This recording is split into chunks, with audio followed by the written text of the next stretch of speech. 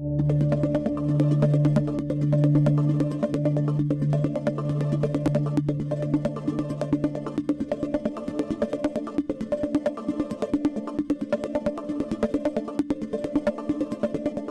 talked in our introduction about what is theater, that the audience is a crucial part of the theater experience. There are three things that have to be in place for theater to occur: a live audience, a live performer, and a story, a script. Well, today we're going to talk about what role the audience plays and how important they are in fulfilling that role in the theater experience. First of all, I want to talk about the fact that there are two kinds of an audience. You have a homogeneous audience or a heterogeneous audience.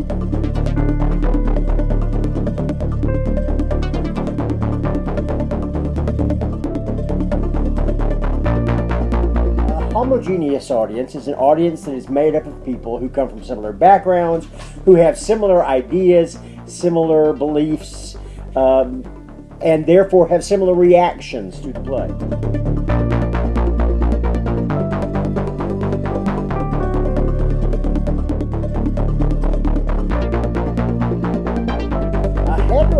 Audience is an audience that comes from different backgrounds, an audience that comes from different ethnicities, different age groups, different backgrounds, and therefore will respond differently to the show.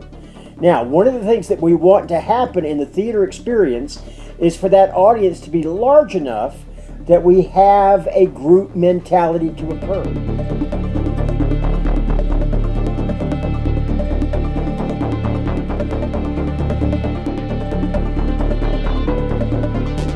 Audience is small, the audience members tend to maintain their individual identity and respond as individuals.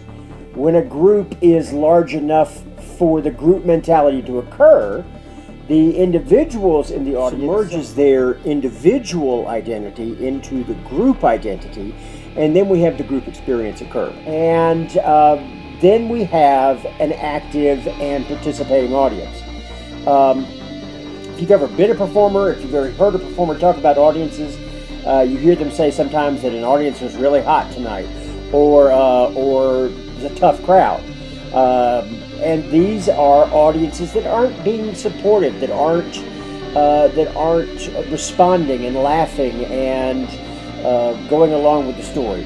And that is usually because that group mentality has not been reached. If an audience is too small, that anonymity that occurs in a large group never happens. Now, there's some other factors that can affect the behavior of the audience.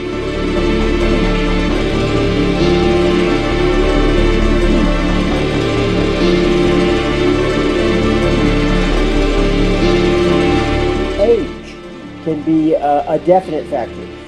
Older audiences respond differently than younger audiences. The ethnicity of the audience, the background of the audience, all of these things make audiences different in the way they respond to the theatrical event. It's interesting, though, sometimes outside causes can affect the behavior of the audience.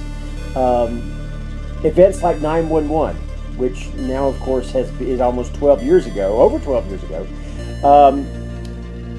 During that time, audiences were brought together because of their experience. We saw people responding in a different way because outside experience had forced them to think in a new way.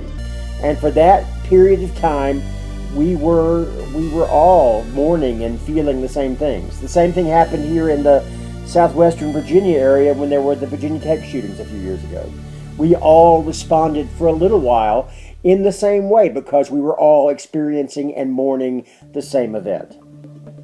The audience to truly engage and to be part of that theater experience, to be part of that triangle of actor, performer, story, the audience member has to use their imagination. They have to actively be involved in what's occurring on the stage through the imaginative process. For that to be there, first of all, there has to be what we call in the theater aesthetic distance.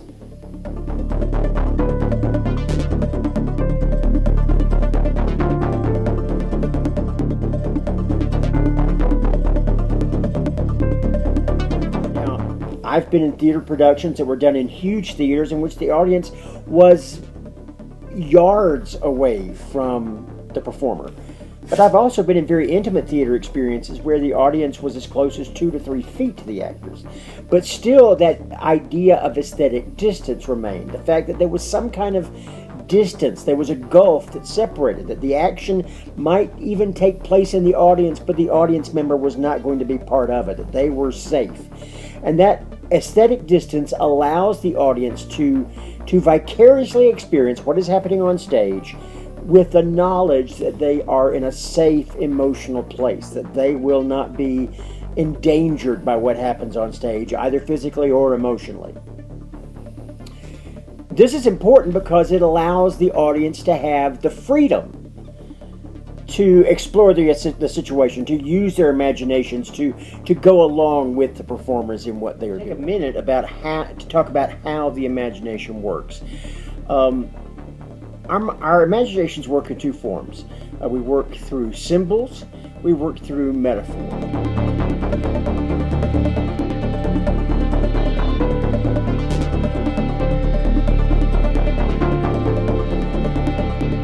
Watch a play.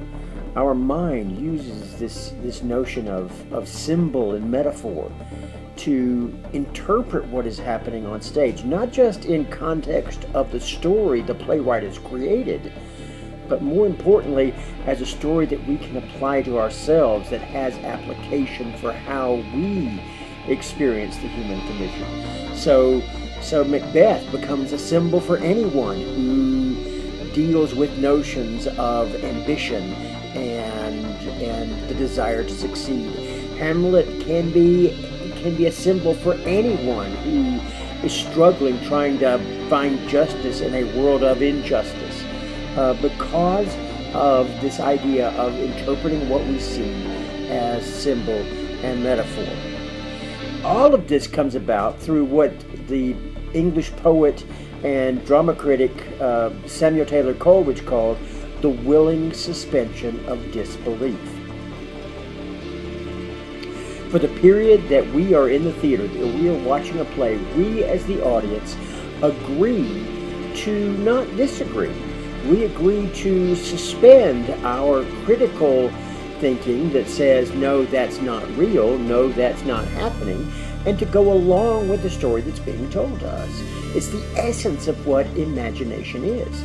And so through this willing suspension of disbelief, we can experience things that can't really happen, or that wouldn't really happen.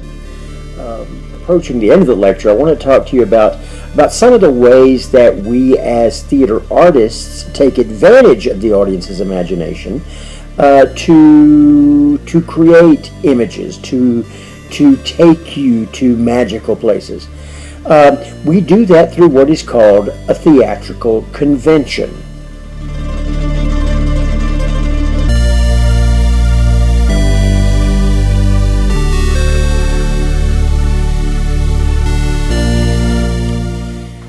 Theatrical conventions are different for every play. They are a rule that is agreed upon for that play. For instance, we just got through doing Peter Pan with our Bluefield Youth Theater here at the college.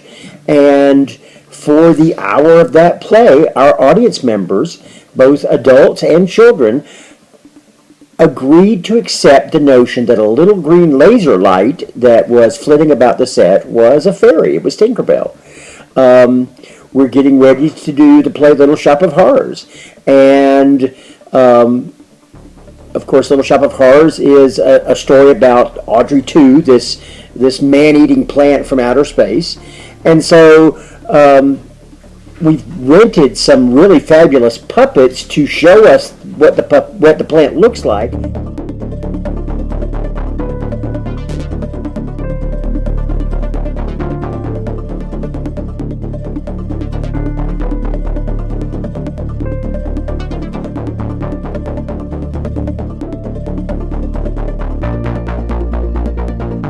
But at the same time, we're going to have an actor on stage standing immediately behind the puppet, creating the voice in full view of the audience.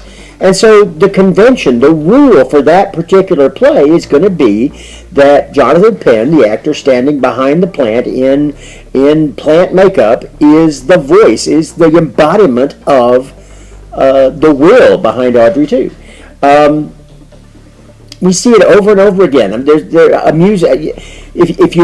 any cat owners in the class, I'm pretty sure your cat doesn't sing and dance. I had one cat, and that cat never sang and danced. But Andrew Lloyd Webber has created an entire musical based around the notion that, well, what would it be like if cats could sing and dance? The Greek playwright Aristophanes wrote a play about what it would be like if birds could have a hierarchical society. These are conventions for each individual performance. That we agree that the laser light is Tinkerbell. We agree that the actor standing behind the puppet is the voice and intelligence of Audrey 2. We agree that for the course of this hour and a half or 2 hours, cats can sing and dance. These are theatrical conventions. And through the use of conventions and the audience's willing suspension of disbelief, through the use of imagination, through symbol and metaphor, we, the artists who create theater, try to take you to different worlds and allow you to experience different things. Thanks.